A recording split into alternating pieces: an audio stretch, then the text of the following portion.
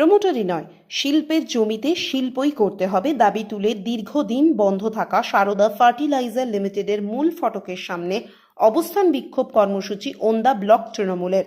শনিবার সকাল থেকে বিষ্ণুপুর বাঁকুড়া জাতীয় সড়কের ঠিক পাশে ওন্দার দেশ বাঁধে বন্ধ থাকা ওই সার কারখানার মূল ফটকে অবস্থান বিক্ষোভ কর্মসূচিতে যোগ দেন অসংখ্য তৃণমূল নেতাকর্মী।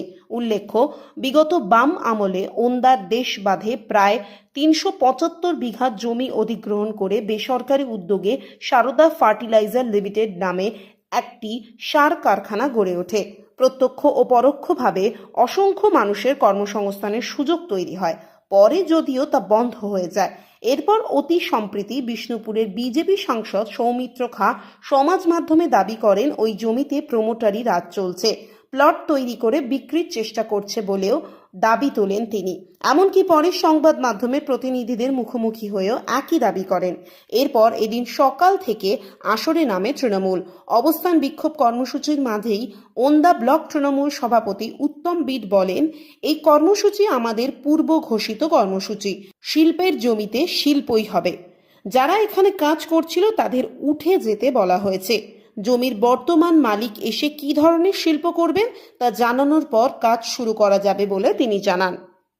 চাইছি আজকে ওন্দা ব্লক তৃণমূল কংগ্রেসের উদ্যোগে আজকে যে আন্দোলন সারদা ফার্টিলাইজার লিমিটেড বন্ধ হয়ে গেছে বহুদিন ধরে, সেই জায়গায় আমরা দেখছি জেসিবি লাগিয়ে কাজ চলছে। আমরা সেটা খবর পেয়ে আমাদের 3 দিন আগেই ডেট ঠিক করেছিল আজকের থেকে আমরা আন্দোলনে নামবো।